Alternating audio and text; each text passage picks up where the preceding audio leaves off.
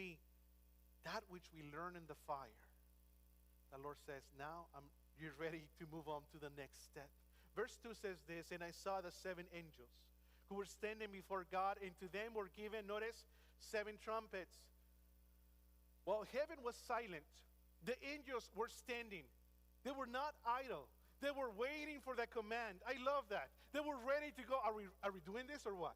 I got my trumpet, man. And this is a shofar horn is the idea behind it. In the Old Testament, trumpets were often only blown for things that weren't important. They were not for entertainment. They were always only blown to announce the presence of God. They were blown to assemble the people of God. They were blown to say to the people of God, we are going into battle. Be ready. Vámonos. They said all the Israelites, we're going to war right now. And here in Revelation chapter 8, that is something we're going to see all 3 of those things. God is about to reveal his presence. He's gathering his own, and he's about to confront rebellion. Please know this. When heaven gets quiet, God is loading the trumpet. When heaven gets quiet, God is preparing for the next step. And if you are in a season right now of waiting.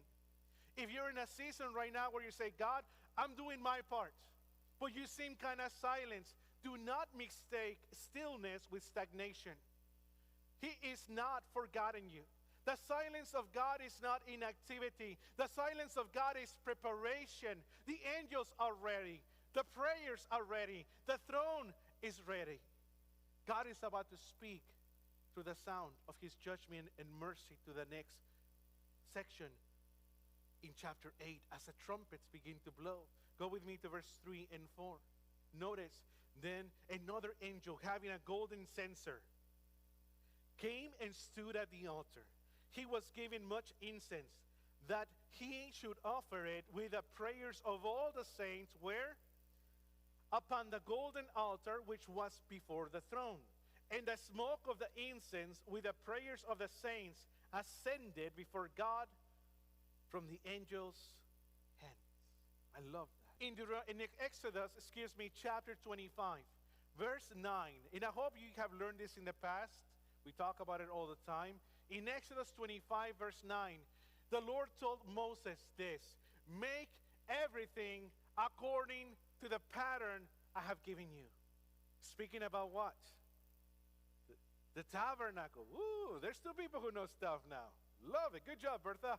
Listen, everything that I have given you, Moses, about the tabernacle, make it exactly as the pattern I have given you. It was imperative for Moses to follow God's plan, because the tabernacle was the earthly shadow of a heavenly reality. You see, just as the heaven has a door, so did the tabernacle, where people could come in. Just as heaven had a sea, so did the tabernacle. Remember the bronze molten sea that sat outside the tabernacle. Just as heaven has a lampstand, what did the tabernacle have? A candlestick, right? That would burn day and night. Just as heaven had an altar of incense, so did the tabernacle. Just as heaven had the throne of grace, what do we have in the tabernacle? Who knows? 10 points. The mercy seat. And what did the Lord say? That's where I'm going to meet you at the mercy seat. I want you to notice this as well. What broke silence in heaven? Silence for about half an hour. Nobody dared to say a word. But what broke the silence? The prayers of the saints. Prayer broke the silence. All the prayers of God's people, the ones that you thought that God ignored, the ones that you thought that bounced off the ceilings. Man, that one didn't even make it. You said to yourself, right? Have you prayed one of those? I'm just going to pray just in case. God heard it. The ones that you whispered when you were crying in tears. The ones that you scream in anger. Have you ever prayed in anger? Raise your hand, because I don't want to feel alone anymore. All right. You guys have issues. Okay, we all have issues. You're like, God, I just don't get it. He listens. He listens. None of them are ignored. They are all gathered up in bowls, and they're poured out before the throne of God.